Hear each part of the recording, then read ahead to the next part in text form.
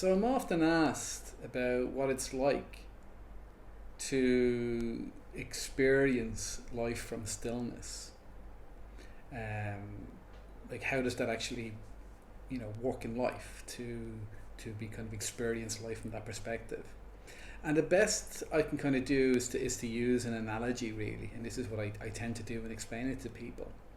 And the best one I've come across, and of course all of these analogies, they all kind of break down eventually, because none of them are perfect. But the best one I can think of at the moment is this idea of imagine there's a beautiful meadow on a warm summer day. This perfect warm summer day, this wonderful meadow full of flowers, and I'm sure you can imagine it. Now, from that view of that meadow, we can say that everything is peaceful, everything appears peaceful to us, everything appears perfect to us.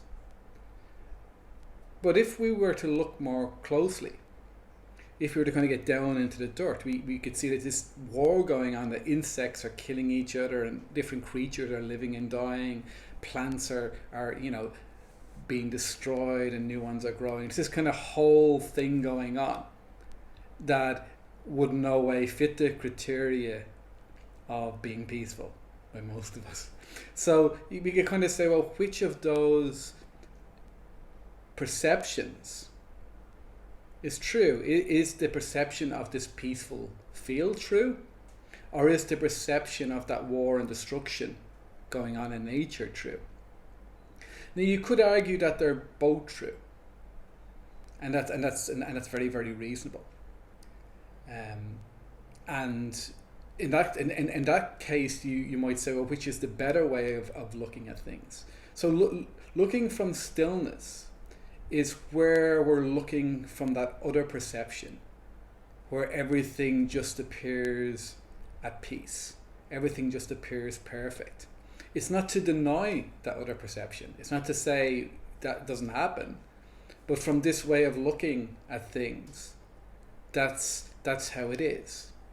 It's as true. And that particular way of looking at things is what gives us peace, what gives me peace.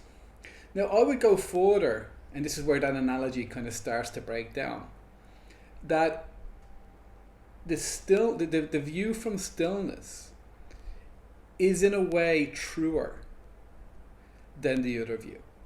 It's more, and what I mean by that is that other thing, that kind of death and destruction, that's this constantly changing thing. That's always, it's always kind of going on. It's impermanent. It's changing all the time. Whereas this other view, this peace, it's constant. It's always there and it never changes. So I hope that attempt at an analogy made sense. Of course, it's nowhere near that simple. But it's one of the ways that I use with people to kind of point them to what I'm saying, and it's also to kind of to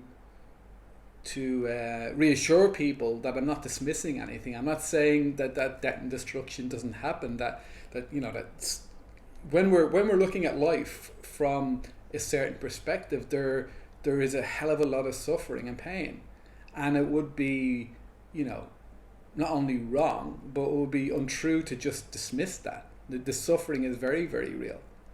But it's this kind of realization that the suffering is due to the way of perceiving, that where we're perceiving from.